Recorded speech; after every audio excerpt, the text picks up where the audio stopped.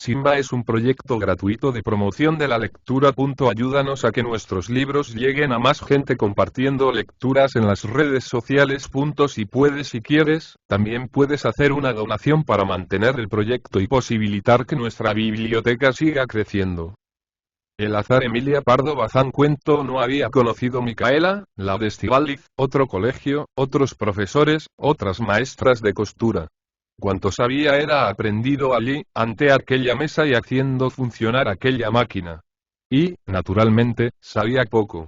Sin embargo, la adoctrinaba en varias cosas, malas y buenas, exaltándole la sensibilidad, el cinematógrafo, su recreo del domingo. Por las enseñanzas del cinematógrafo había llegado la obrerita de apretadas trenzas a comprender, o a figurarse que comprendía, el uso de lo que fabricaba durante la semana entera. Del taller, donde, mezclados los alientos, juntas las rodillas y los hombros, trabajaban sobre 60 obreras más, casi todas mozas o chicuelas de 14 a 20, salían naipes y naipes, lindos, lustrosos, satinados, franceses y españoles, de vivos colorines, de claros tonos. Primero recibían la impresión cromolitográfica. Después, los anchos pliegos eran guillotinados. Micaela manejaba la acicalada cuchilla. Al margen del acero colocaba tranquilamente las yemas de sus dedos bien torneados, y la fría hoja caía sin tocar las manos morenas de Micaela, ágiles y activas en la labor. Al principio se perdía en curiosidades insatisfechas. ¿Para qué servirían, señor, tantísimos naipes? Por cientos de miles los amontonaban en el taller, y por gruesas los empaquetaban para remitir a toda España, a las Américas. Viajaban incesantemente los redondos ases de oros, los brutales ases de bastos, los heroicos ases de espadas, los regocijantes ases de copas. Y Micaela los veía correr, llevando, para unos, la fortuna, la ruina para otros. Solo le sugerían estas consideraciones los naipes españoles, pues de los franceses, que también pasaban por su cuchilla, apenas conocía el valor. Aquellas no debían de ser cartas de jugar. Cuando alguna vez cruzaba ante las tabernas, en su paseo dominguero, deteníase fascinada, mirando hacia las mesas donde, resobados y mugrientos, caían los naipes, empujados por la suerte. Y empezaba a formularse en el espíritu de Micaela la idea de que los coquetones cartoncitos que ella recortaba con tal arte y presteza eran cosa del diablo, añagaza para perder a los hombres. Su confesor se lo había dicho una vez. ¿Cuántos de pecados, hija? ¿Cuántos, por los maldecidos naipes? En el cine, cuando podía asistir a él, también veía cosas que confirmaban su recelo creciente, la aprensión, que le provocaba un estremecimiento imperceptible, al comenzar la cotidiana tarea. A veces se desarrollaban películas con episodios de juego, y, a consecuencia, dramas terribles, desfilando vertiginosamente hombres con armas empuñadas, o esgrimiendo espadas de desafío en algún campo rodeado de centenarios árboles. Y los letreros comentaban el suceso en Jerigonza franco-española. El marqués había trinchado. Él era forzado a pagar en las 24 horas. A la mañana siguiente, un cadáver. Lo que resaltaba para Micaela, de estos folletines, era que el juego traía consigo terribles daños. Y mientras faenaba Micaela, manejando la cuchilla, entre la nube de diminutos recortes que deja el ovalado de las barajas finas, tarea a la cual ahora la dedicaban, la niña se convertía en mujer. Crecía en estatura, y suaves redondeces agraciaban su cuerpo. Había cambiado de peinado, y la mata de pelo trigal se recogía en un moño de ninfa antigua, protuberante y retorcido briosamente. Su talle adquiría flexibilidad y sus ojos garzos eran, como a pesar suyo, prometedores. Cuando se presentan estos síntomas, en puerta está el novio. El de Micaela era un mocete corpulento, inocentón, fornido, de oficio hortelano.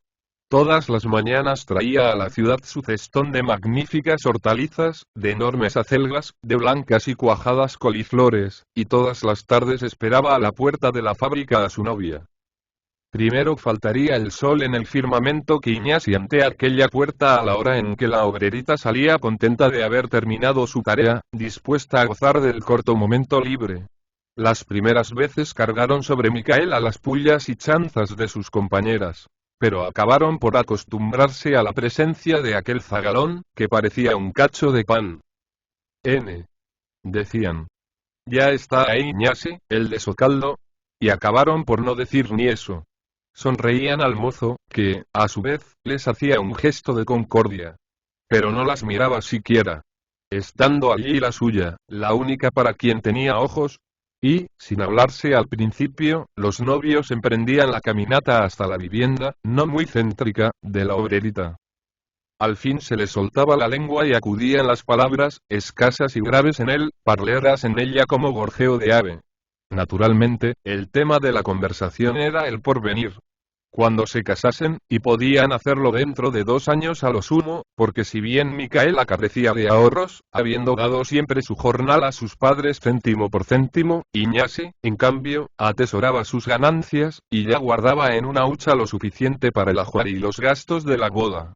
Entonces ella dejaría la fábrica y se dedicaría a cuidar la casa y los chiquitos que viniesen, pues, ni aún sentía Micaela, ante la suposición, que acudía un lampo de rubor a sus mejillas. Todo ello era natural, y los matrimonios tenían pequeños, que para eso se casaban las gentes. Pero antes de la santa bendición, que se guardase el novio hasta de pasarla el brazo a la cintura, ni lo intentaba él. Las cosas, derechas.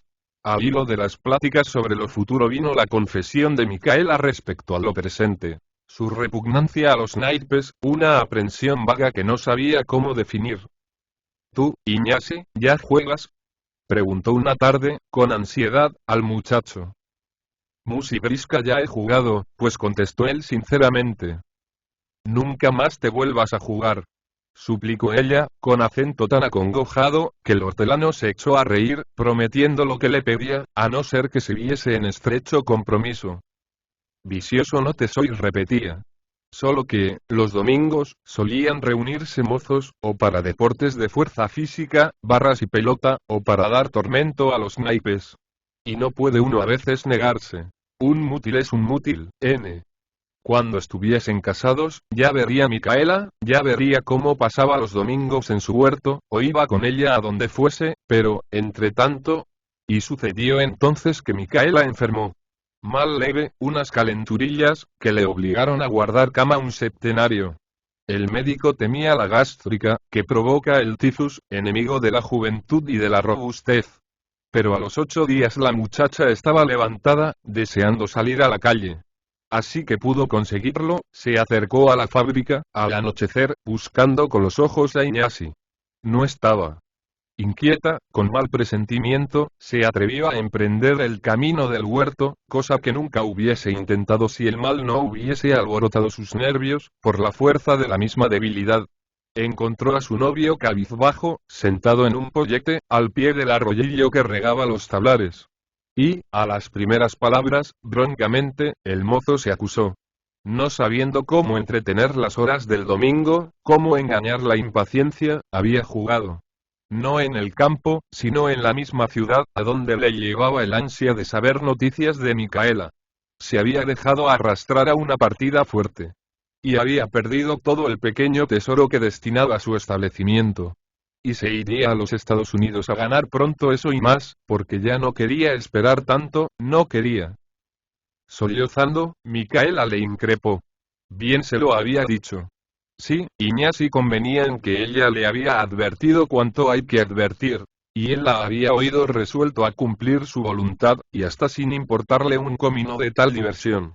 Si el abstenerse de jugar no era para él sacrificio alguno. Lo que pasó fue de eso que no se piensa. Hay mucho así en la vida. Se distrae uno un instante, y cogido estás por la rueda. Si Iñasi fuese elocuente, diría por la fatalidad.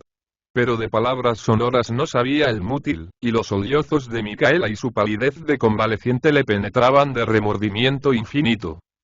Iñasi, te castiga Dios, fue lo único que la muchacha supo exclamar.